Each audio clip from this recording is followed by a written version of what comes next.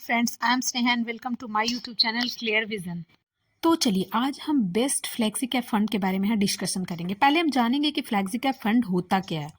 तो चलिए अब हम यहाँ डिस्कस करेंगे। फ्लेक्सी कैप फंड वो फंड होता है जिसमें फंड मैनेजर के ऊपर किसी भी तरह का कोई रिस्ट्रिक्शन नहीं होता कि इतना लार्ज कैप, इतना मिड कैप या इतना स्मॉल कैप में एक फिक्स परसेंटेज ऑफ अमाउंट जो है वो इन्वेस्ट करने का। यहाँ पे रिस्ट्रिक्शन फ्री होते हैं यहाँ फंड मैनेजर कि कितना भी परसेंट वो अपने हिसाब से एलोकेट कर सकते हैं फंड को। तो चलिए अब हम यहाँ पे bank of India flexi cap fund को लिए हैं, इसने कितना रिटर्न दिया है इसके बारे में डिटेल में हम यहाँ डिस्कशन करेंगे।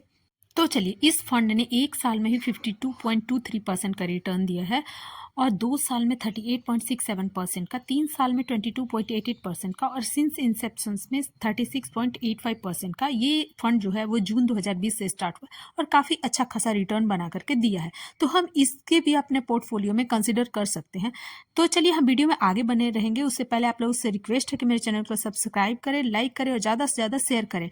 तो चलिए डिस्क्लेमर, मेरी तरफ से इस प्लेटफॉर्म से बाय या सेल का रिकमेंडेशन बिल्कुल भी ना समझे स्टॉक या म्यूचुअल फंड का, ये सिर्फ लर्निंग पर्पज से वीडियो को बनाया जाता है। तो चलिए हम अब ये कंपनी के इन्वेस्टमेंट के बारे में हम यहाँ पे डिस्कशन करेंगे कि कंपनी ने किस किस लार्ज कैप, मिड कैप और स्मॉल कैप में कितना कितना फंड जो है वो इन्वेस्ट कर रखा है। तो 33.52% का इन्वेस्ट लार्ज कैप में इस फंड ने, बैंक ऑफ इंडिया फंड ने, और इस बैंक ऑफ इंडिया फंड ने 13.24% का इन्वेस्ट जो है वो मिड कैप में और 16.75% का इन्वेस्टमेंट जो है स्मॉल कैप में किया है और 0.01% का इन्वेस्टमेंट गवर्नमेंट सिक्योरिटीज़ में और 0.51% का इन्वेस्टमेंट लो रिस्क सिक्योरिटीज़ में कर रखा है।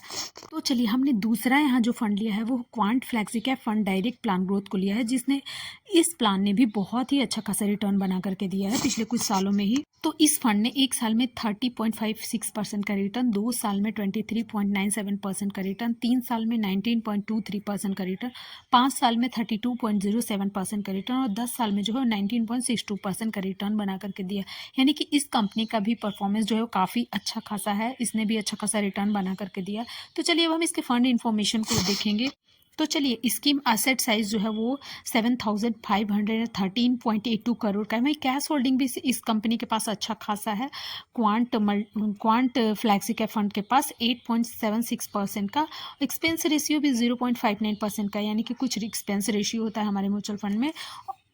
और स्कीम बेंचमार्क जो है वो निफ्टी 500 टोटल रिटर्न इंडेक्स है और एग्जिट लोड जो है 1% का है अगर आप 15 दिन में फंड को निकालते हैं टोटल। तो चलिए अब हम इसके देखेंगे सेक्टर एलोकेशन को, किस किस सेक्टर में इस फंड ने इन्वेस्ट कर रखा है।